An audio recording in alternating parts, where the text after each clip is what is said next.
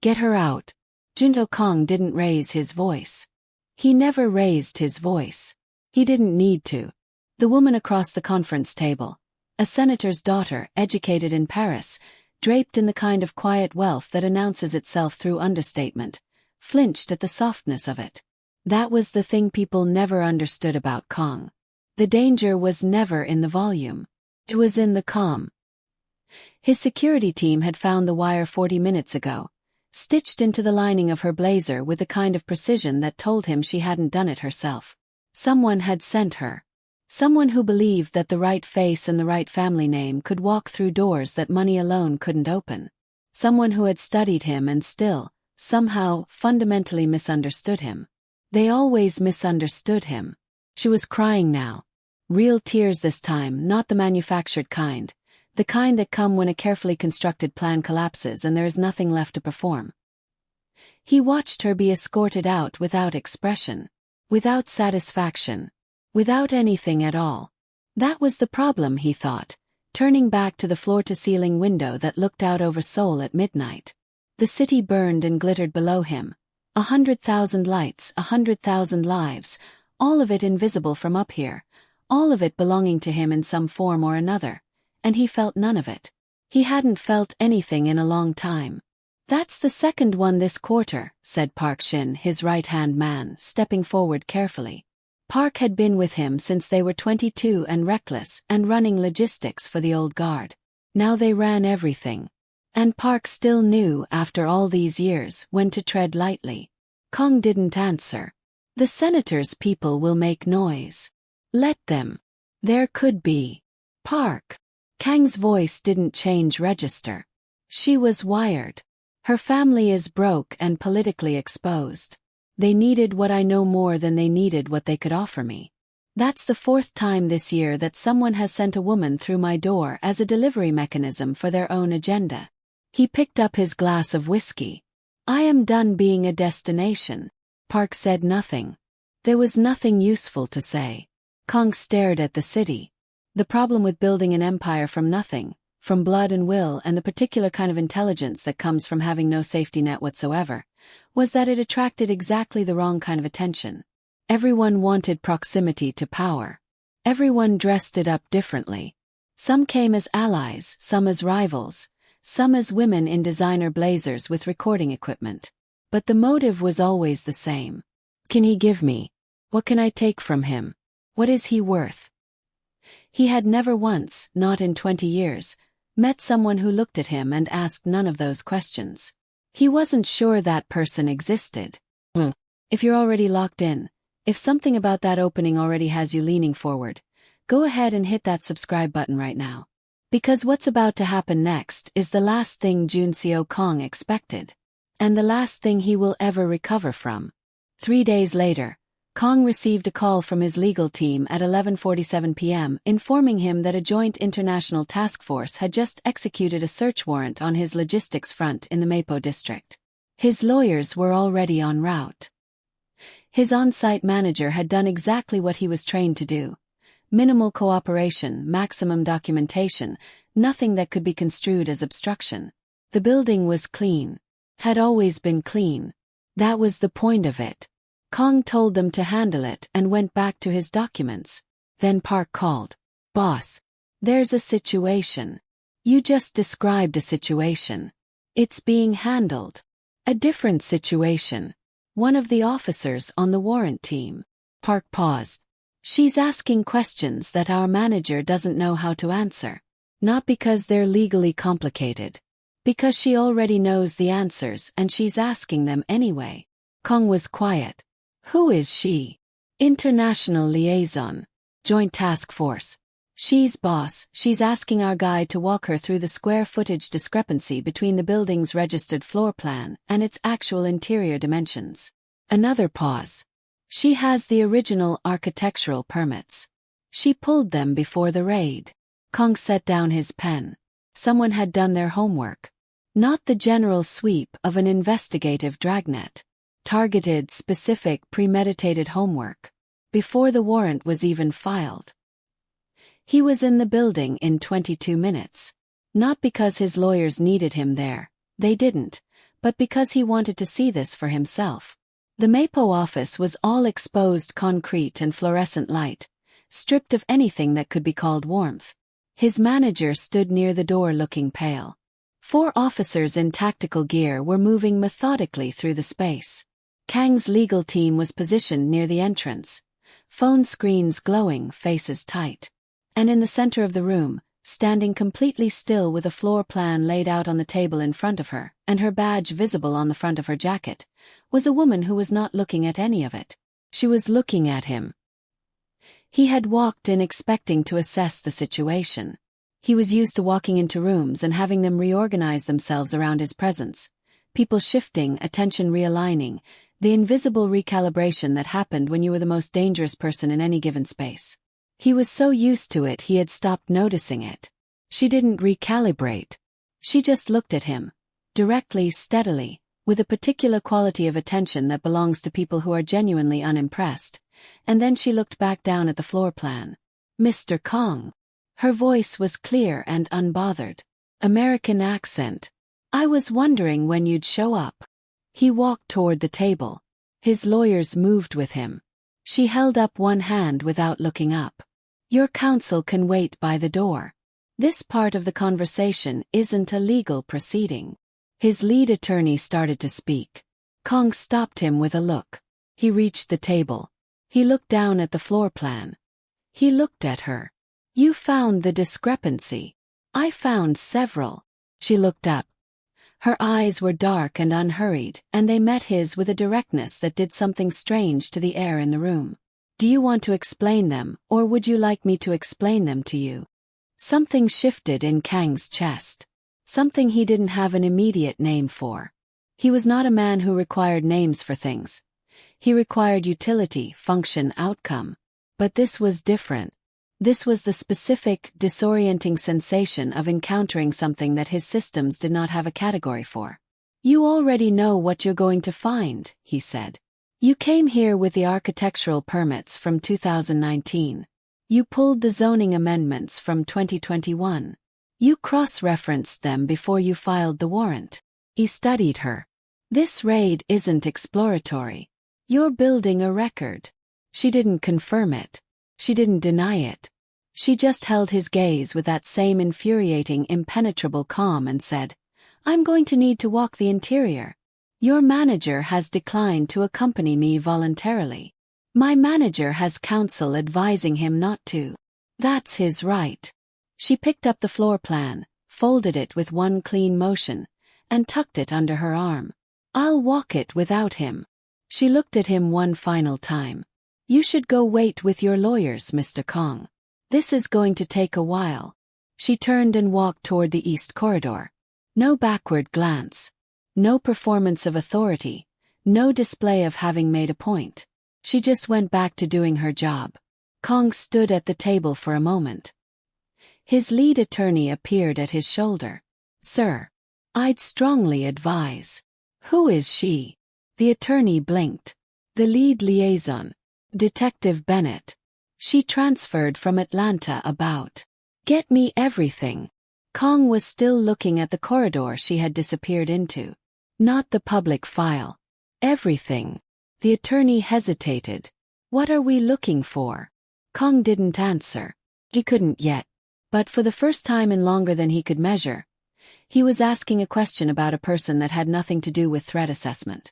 Nothing to do with leverage or liability or strategic positioning. He simply wanted to know who she was.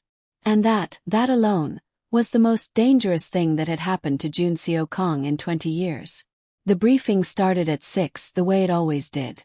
Park Shin stood at the window of the penthouse with a tablet in his hand, and the particular posture of a man delivering information he knows will be received without visible reaction. He had been doing this for 11 years. He had never once seen Kong surprised by anything in this room. The Zhong operation is moving product through the Songdong corridor again. Same routing as last quarter. They've absorbed 2 of the independent distributors we cut loose in March, and they're using the Tuxium development sites as staging. Park scrolled.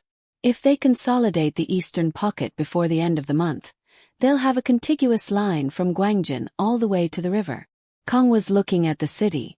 From up here it was geometry, a grid of light and decision, every district a variable he had already calculated, every corridor a leverage point he had already mapped.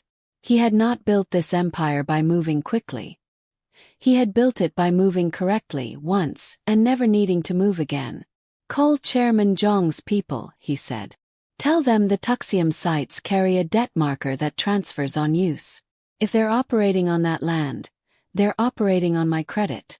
I'll expect settlement by Friday." Park made a note. "And if they decline?" "They won't. They never did." Park moved on to the next item. Kong half listened, which for him was equivalent to complete attention. He processed the information cleanly, allocated it, filed it in the architecture of the operation that ran continuously in the background of everything he did. Import discrepancies in the Incheon account. A city council vote that needed a particular outcome. A lawyer in Seoul-Noir who had started talking to people he shouldn't. Each problem had a solution. Each solution had already been anticipated. This was the machinery of the empire, and it ran because he had built it to run without friction, without sentiment, without the structural vulnerabilities that came from trusting the wrong people. He knew about structural vulnerabilities. He had learned about them at 17, standing in a parking garage in Mapo, watching his father be shot 3 times by men his father had called brothers. Men his father had trusted with everything. Men who had decided that everything was worth more than the trust. Kong had not trusted anyone completely since that night. He had built an organization specifically designed to function on accountability rather than loyalty, because accountability could be enforced, and loyalty, he had learned, was just sentiment wearing a reliable mask. It had never failed him. Until 3 days ago, when a woman with a folded floor plan and 11 years' worth of zoning amendments had walked into his Mapo office and looked at him like he was simply the next item on her list. He was still thinking about it. That, more than anything, was the problem. The file came back in 48 hours. Park set the tablet on the desk without comment, which told Kong something by itself. Park always had commentary. The absence of it meant he had read the file and arrived somewhere that made him cautious. Kong picked it up. Claire Denise Bennett, 29. Born and raised in Atlanta, Georgia. Criminal justice degree from Georgia State. Top of her cohort. Joined the Atlanta PD at 22 and made detective faster than the department's average by a margin that the file noted without elaboration. Transferred to Seoul 3 years ago as part of a bilateral organized crime task force, a program so new it still had provisional funding. She had applied for the position herself. He kept reading. 2 commendations. 1 for testimony delivered under direct threat to her personal safety. She had testified against a mid-level trafficking operation whose leadership had sent someone to her apartment the night before the hearing. She had shown up to court the next morning and delivered her testimony without amendment. 1 for a field intervention in Itaewon that the file described with the clipped language of official documentation, and that Kong read 3 times to understand the full shape of what she had actually done. No debt. No disciplinary record. No known associations outside the department. No social life that the surveillance had been able to meaningfully document. She worked, she ran along the Han River at 5:30 in the morning, she ate at the same 2 restaurants within walking distance of her apartment in Mapo, and she went home. She had been offered a promotion 8 months into her Seoul posting. A supervisory role, more resources, significantly more pay. She had declined. The reason given in the file was a single sentence, sourced from an intercepted internal communication with her task force supervisor. "I'm not done with what I came here to do." Kong set the tablet down. Then he picked it up and read it again. He was looking for the angle. The leverage point. The gap between the public record and the private reality. The place where principle met pressure and quietly compromised itself. It was always there. He had never once reviewed a file on a person of interest and not found it. He read it twice. There was nothing. At the back of the file, almost administrative in its placement, was the detail that had made Park silent.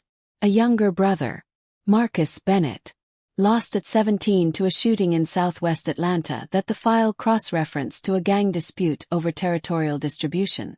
Claire had been 20 at the time. She had become a police officer the following year. Kong set the tablet down for the second time and did not pick it up again. "Keep watching her," he said. Park hesitated, which he never did. "What are we looking for?" Kong looked at the city. He didn't answer. Not because the answer was complicated. Because for the first time in 11 years, he didn't have one. And the fact that he didn't, the fact that he had read a file twice and come away not with a strategy but with something that felt unervingly close to respect, was the most significant intelligence finding of the entire exercise. He just didn't know what to do with it yet. He told himself it was reconnaissance. It was a reasonable position.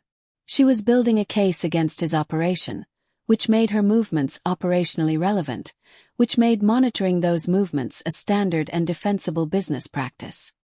He had people watching dozens of individuals at any given time for precisely this kind of reason. Claire Bennett was simply one more data point in a surveillance architecture that had existed long before she arrived in Seoul. He believed this for approximately 4 days. The first time it was the restaurant in Yongsan. A small place, 12 tables, the kind of establishment that didn't advertise because it didn't need to. She was in a car across the street running a visual on the importing company 2 doors down. He happened to be dining inside.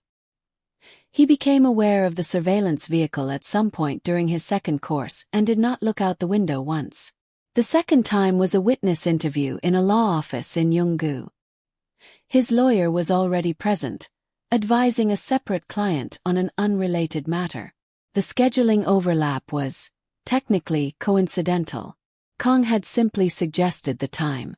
The third time, he was in the lobby of a hotel in Gangnam when her task force conducted a document request on the business center's records. He was there for a meeting with a hotel group investor. The meeting had been rescheduled twice.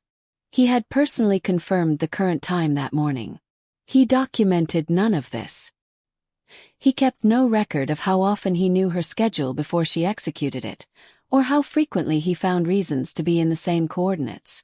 He simply noted each time the way she moved through a space, that same quality of focused, unhurried attention, the way she was never performing her authority because she never needed to. The fourth time, she didn't wait for the elevator. He was crossing the lobby of the Shilla toward the east entrance when she stepped directly into his path. Not aggressively, not theatrically. Simply with the deliberate placement of someone who has made a decision and is executing it cleanly. "I've logged 4 instances in 11 days, she said. "I want you to know that I've logged them." He looked at her. "I was having dinner. You have 40 restaurants in Seoul. Partial or full ownership." Her voice was even and hurried. "You chose that one." He held her gaze for a moment. Then he reached for the menu that the lobby host was extending toward a nearby table, picked it up with one hand, and looked at it briefly. "The fish here is exceptional, detective." She looked at him for one more second. Then she turned and walked away. Back straight, badge visible, not a single wasted movement. He watched her go. And somewhere beneath the 11 years of constructed stillness, beneath the architecture of control he had built so carefully and maintained so completely, something that had been closed for a very long time opened just slightly. He was smiling. Not the version he used in negotiations. Not the one that made his lawyers relax or his rivals miscalculate. A real one. Unfamiliar enough that it took him a moment to identify it. He couldn't remember the last time. The presentation took 40 minutes. Claire had prepared it the way she prepared everything. Methodically, without ornamentation, letting the structure of the evidence make the argument so she didn't have to. Financial routing through 4 shell entities in the Incheon Free Trade Zone. Property acquisitions in Songdong and Gwangjin that mapped precisely onto the territorial boundaries she had plotted over 18 months of surveillance. A logistics network that moved legitimate freight and other things with the same vehicles, the same drivers, the same manifests, differentiated only by a coding system she had spent 6 weeks breaking. Her supervisor, Chief Inspector Lim, had looked at it with the expression of a man who understood exactly what he was seeing and exactly how difficult it was going to be to prosecute. "This is good work, Bennett. We're close," she said. 3 more months, maybe less." She believed that when she said it. She still believed it when she left the room. What she was less certain about was the shape of the thing she was getting close to. She raised it with detective you over coffee in the task force office, spreading 3 years of district crime statistics across the table between them. Street-level assault in the Kong territories, down 23% since his consolidation. Robbery down 18%. Drug-related hospitalizations in the residential zones he controlled, lower than the city average and dropping. She had checked the numbers 4 times because the first time she thought she had made an error. His operations don't touch schools, she said. Not one documented case in 3 years. No product movement within 200 meters of a hospital. When the Zhang syndicate pushed into the Wang Simni residential blocks 18 months ago, Kang's people removed them in 72 hours. There was no financial motive. The Zhang operation wasn't cutting into his revenue. He just removed them. You looked at her over his cup. Don't. I'm not romanticizing anything. You're describing a criminal organization as though it has a civic responsibility program. I'm describing what the data shows. The data shows a man who is very good at controlling his image, including his operational image. You set his cup down. He's still moving money that doesn't belong to him through structures designed to be invisible. Whatever he doesn't do is a choice that serves him. Don't mistake strategy for conscience. She didn't argue. She folded the statistics back into her file and went home. But she kept thinking about it. Kong received his own briefing that evening. Park had compiled a summary of the task force's recent document requests, publicly traceable, filed through proper legal channels, which told him something important about how she operated. She wasn't cutting corners. She was building something airtight. He looked at the timeline she was constructing, visible in the pattern of what she was requesting and in what sequence, and understood with complete clarity that she had already found more than his legal team believed she had. She was not going to stop. He sat with that for a moment. The shape of it. A woman who had driven herself from Atlanta to Seoul to pursue work that most people would have abandoned after the first year of institutional resistance, who had turned down 2 promotions to stay close to the ground, who ran her investigation with the same principled precision she appeared to apply to everything else. He didn't admire many people. He couldn't afford to.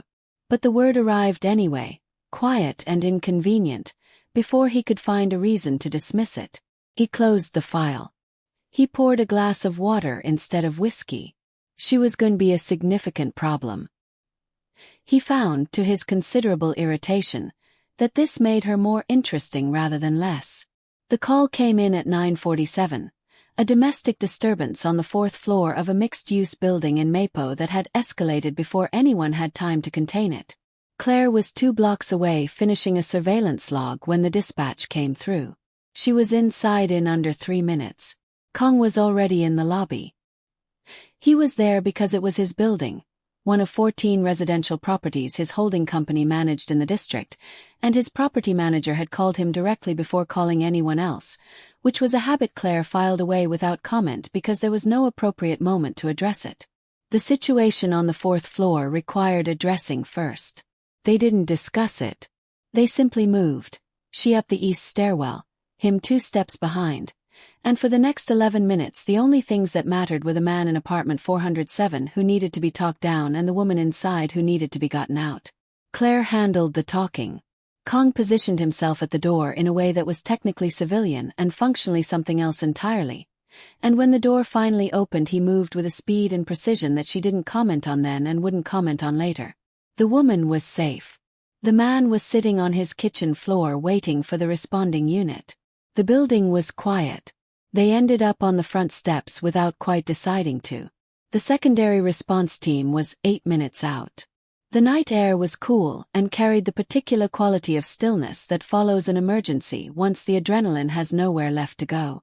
Claire said, "You've done that before. Managed a difficult situation in a building I own." "Sure." Silence. "Not uncomfortable. The kind that exists between people who have just done something together and don't need to perform a reaction to it." "Why Seoul?" he asked. She looked at the street. "Why does anyone go somewhere that isn't where they're from? Most people have a reason. Mine was that Atlanta had started to feel like a place where I already knew how everything ended." He paused.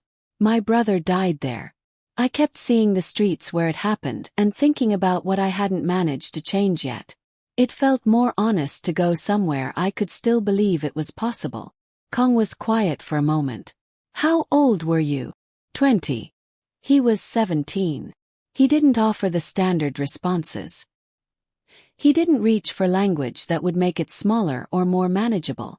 He simply sat with it, which was rarer than most people understood. My father was killed when I was 17, he said.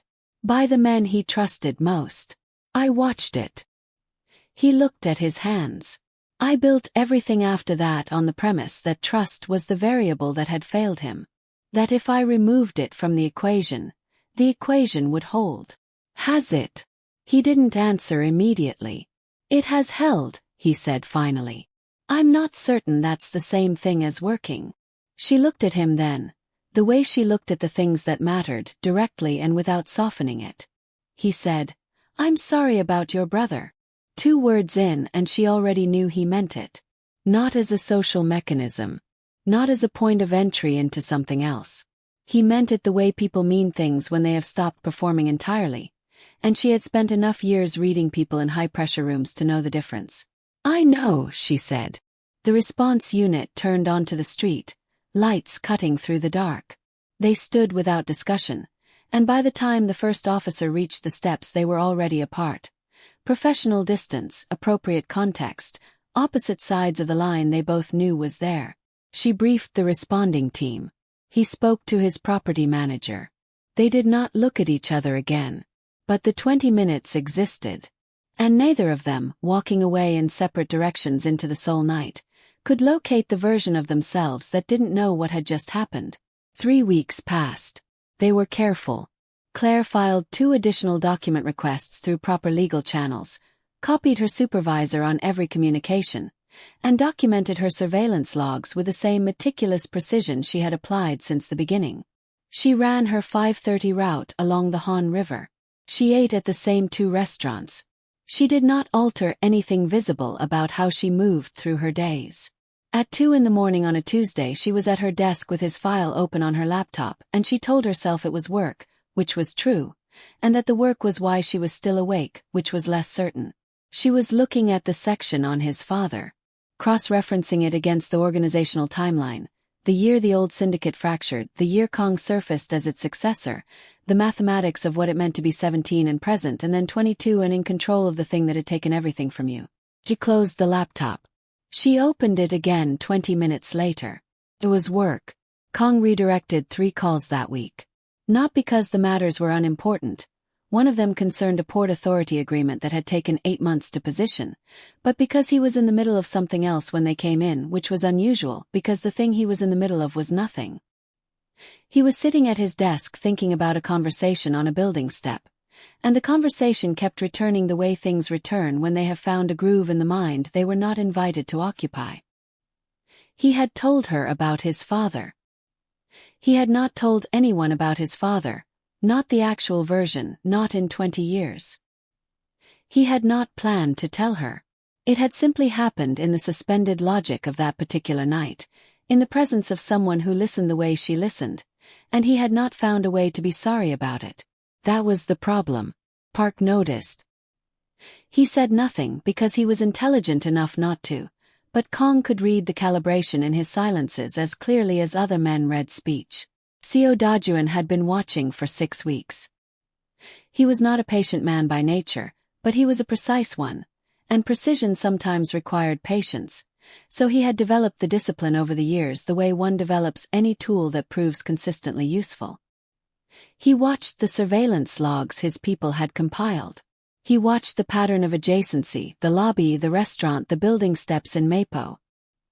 He watched Kong redirect a call that should have had his complete attention. He had been looking for Kang's weakness for 3 years. Every powerful man had one. He had simply been waiting to identify the correct shape of it. He picked up his phone. "Start building the file," he said. "The American detective. Everything that can be documented, and some things that can't." The intelligence report reached Kong on a Friday evening. Fragmentary.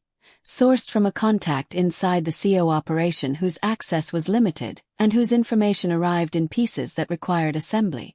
3 sentences. Name. A reference to planted documentation. A timeline that had already started. Her name was in the second sentence. Kong read it once. The temperature of the room did not change. His expression did not change.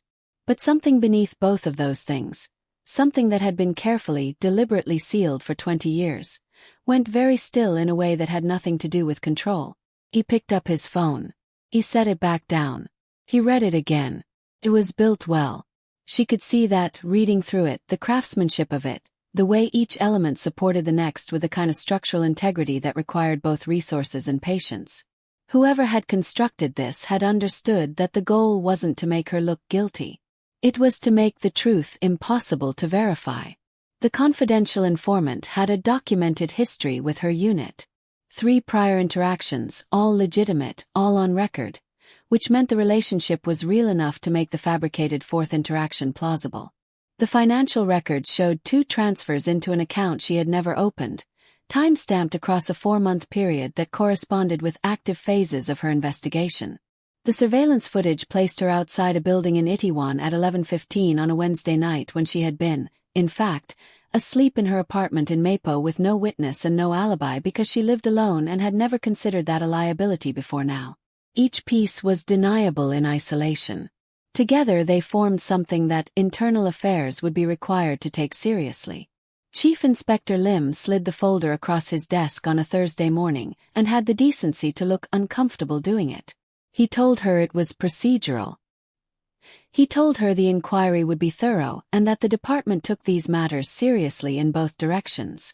He told her she should contact the union representative. She listened to all of it with her hands flat on her knees and her face arranged in the stillness she had spent years cultivating in rooms where showing anything was a liability. She read the folder. She read it again.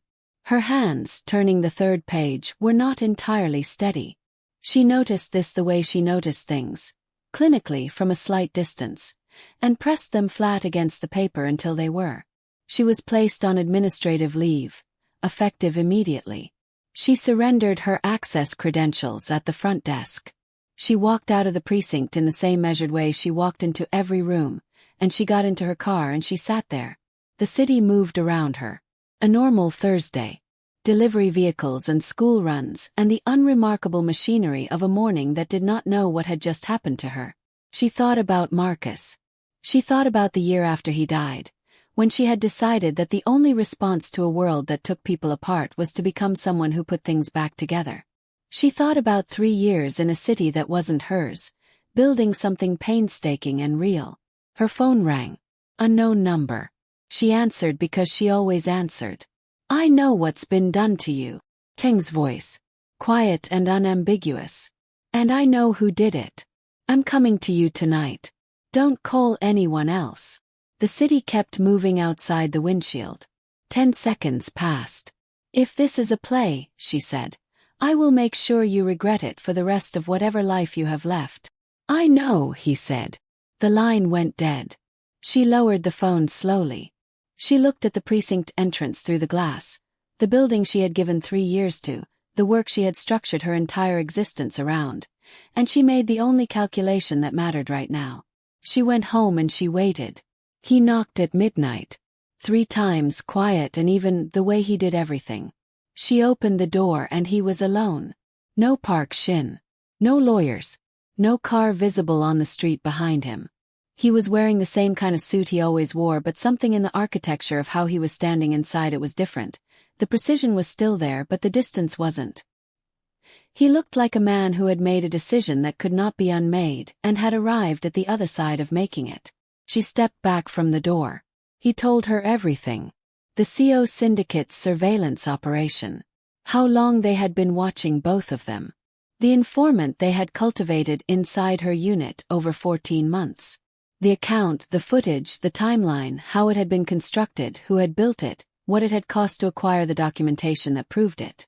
He told her how he knew, which required telling her things about his own intelligence network that he had never told anyone outside the organization. He told her what it would cost him to have told her.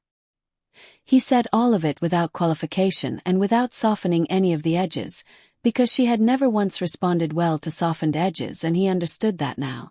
She listened the way she always listened. Completely. Without performance. When he finished, the apartment was very quiet.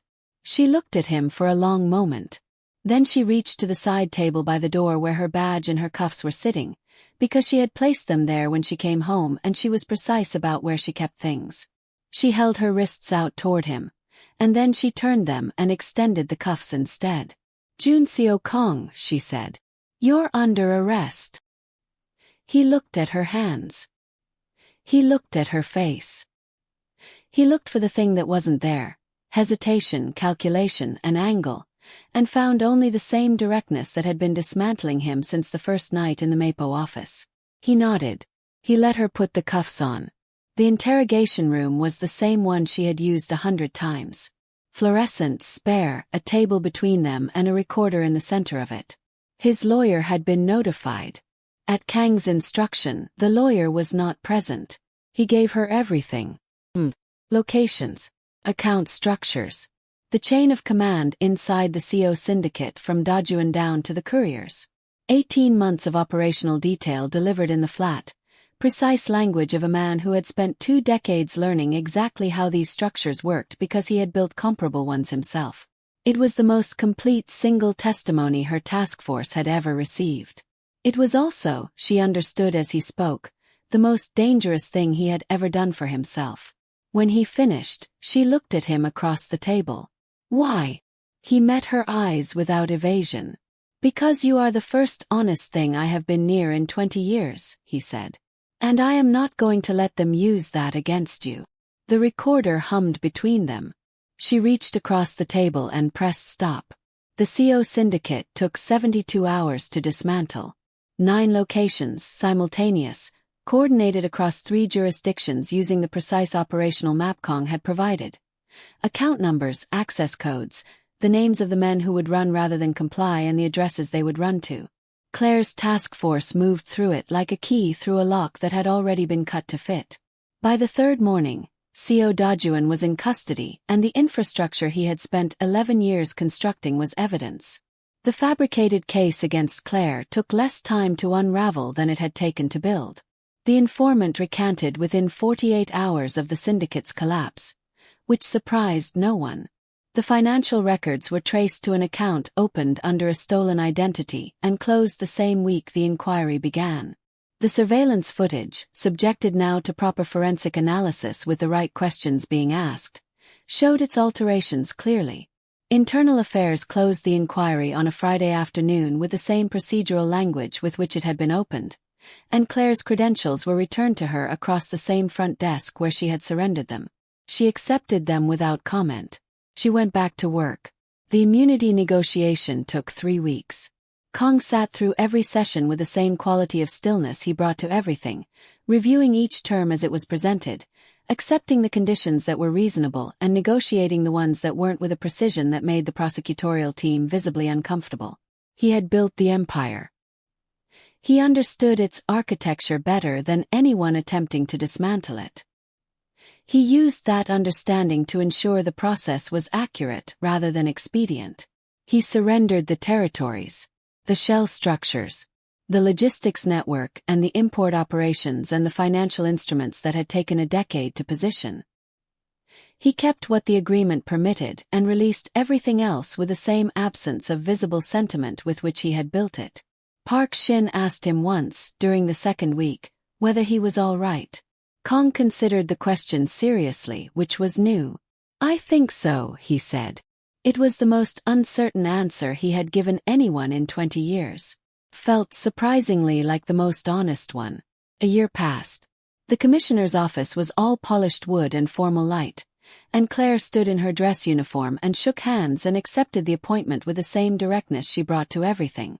Her task force supervisor was there. Detective Yu was there. Several people she had worked alongside for 3 years, who had watched her build something careful and real and worth the cost. In the back of the room, in a dark jacket and no tie, was a man who controlled nothing and answered to no one. She didn't look at him during the ceremony. Not because she didn't know he was there. Because some things hold better when they're not performed. When she walked out, he was at the door. He stopped. He said nothing. "You're going to be a terrible civilian," she said. "Probably." He took his arm. They walked out into the Seoul night together. No empire behind him, no case file between them, no architecture of control or principle to stand behind. Just the city and the dark. And two people who had chosen this with full knowledge of what it had cost and what it might still require. Neither of them flinched. They were, both of them, exactly where they had decided to be. He had never lived with the presence of another person before. Not truly. There had been women in his life in the architectural sense, present in spaces he controlled, on terms he had set, for durations he had determined in advance. He had never learned anyone's habits. He had never had his own habits observed. The penthouse had been a place of absolute privacy, which was another way of saying absolute isolation, and he had called it preference for so long he had stopped questioning whether it was actually a wound. Claire didn't move in so much as accumulate. A second toothbrush first.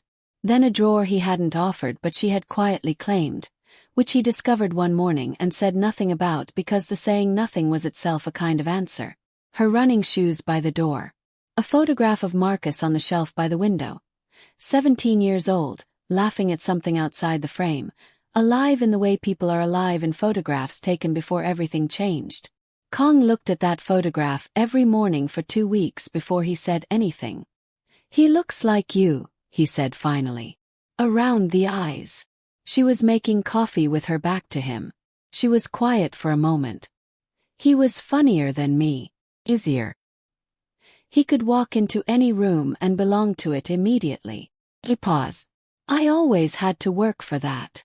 You don't work for it." He turned. "I do. I just do it in a way that doesn't look like work."